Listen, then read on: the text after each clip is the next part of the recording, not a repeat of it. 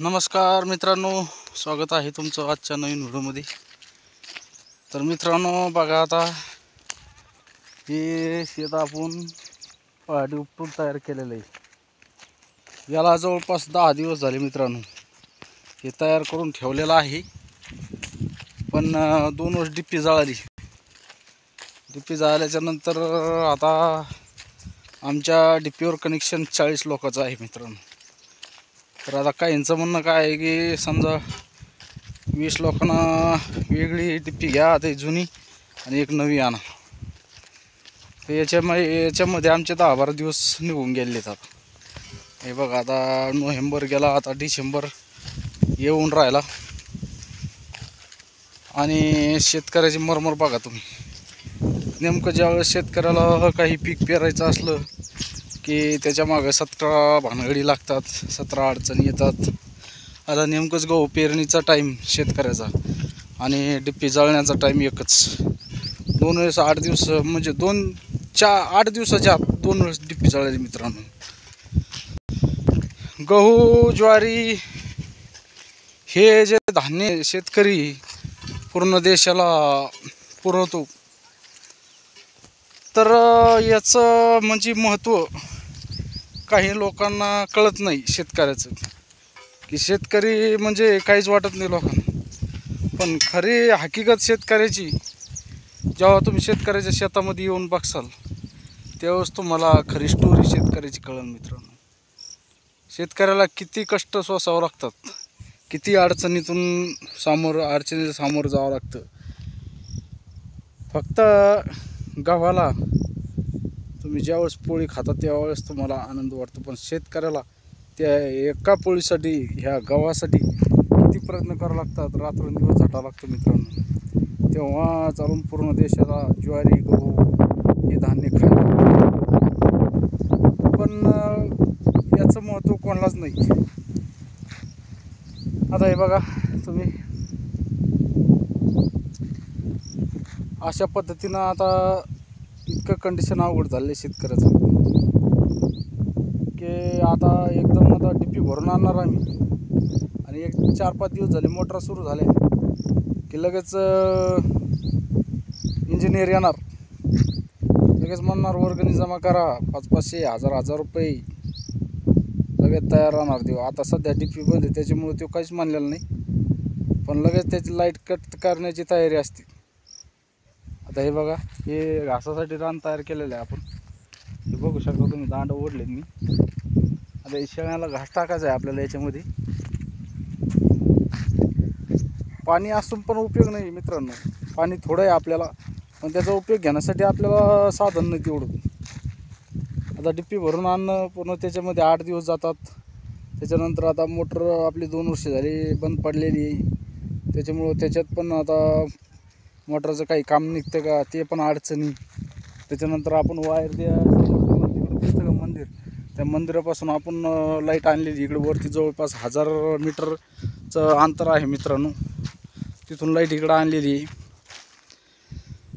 इतके संकट आहे शेतकऱ्याच्या पाठीमागं, खूप काही अडचणी असतात। आणि आता मोटर पण सोडायची राहिलेली, तुम्हाला दाखवतो मी मोटर। 2 वर्ष झाले मोटर बंद होती आपली, कारण की पाणीच नव्हतं विहिरीमध्ये। यावर्षी पाणी आलं, थोडं हे करावं म्हटलं तर अशा अडचणी सुरू झाल्या बघा।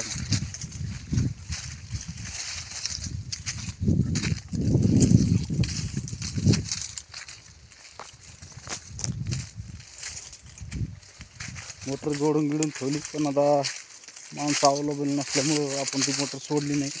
तर दुपारून 4 वाजता किंवा उद्या सकाळी आपण ती मोटर सोडणार आहोत। हे बघा, पूर्ण ओके करून ठेवलेली मोटर, पाईप बीप जोडून ठेवला आहे, मोटर पण जोडून ठेवली, वायर जोडून ठेवलं।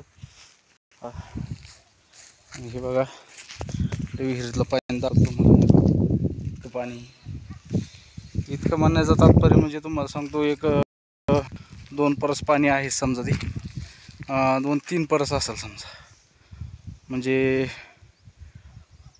15 ते 16 फूट पाणी आहे मित्रांनो। पाणी काही एवढं नाही, पाणी एक 3-3.5-4 तास मोटर चालू शकते त्याच्यामध्ये। जास्त वेळ नाही चालू शकत, पण तेवढं विहिरीमध्ये पाणी ठेवस तर त्याचा काहीतरी उपयोग घ्यावा म्हणून आपण प्रयत्न केलेला आहे.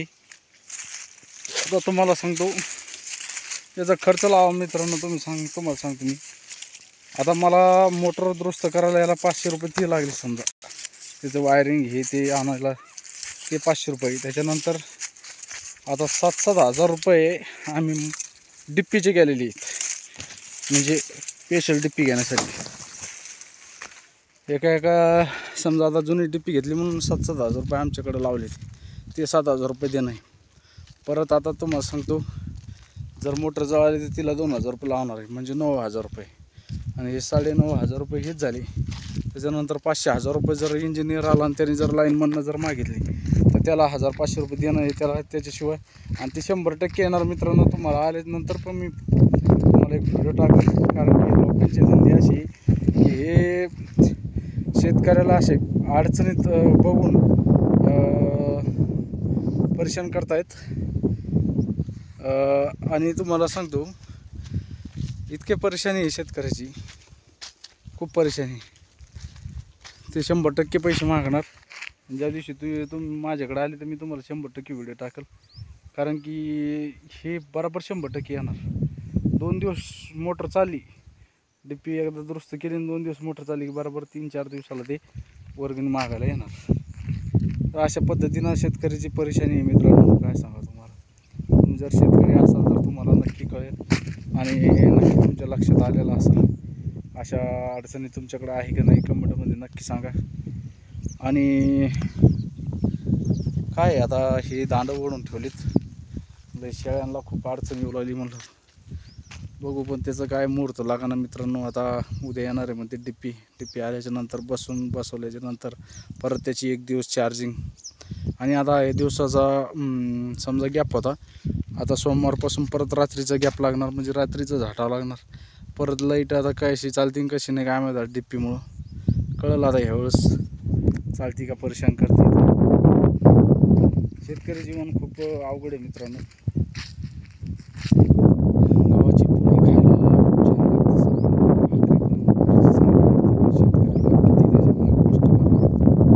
किती अहोरात्र पाणी, रात्रंदिवस पाणी देऊन गहू उगावं लागतो. त्याच्या मागचं हे पूर्ण कष्ट हे शेतकऱ्याचं माहिती.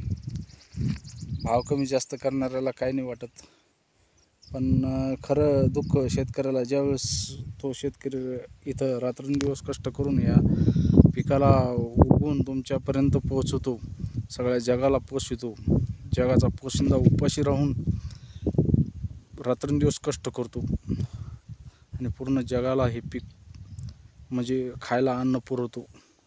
अशा शेतकऱ्याची मला तर वाटत नाही कोणाला कदर आहे म्हणून. कथाही नाही, कदर नाही मित्रांनो. व्हिडिओ आवडला असला तर व्हिडिओला जरूर लाईक करा. आणि काही तुमचं समजा तुमच्याकडे कसं कंडिशन आहे ते कमेंटमध्ये नक्की सांगा मित्रांनो.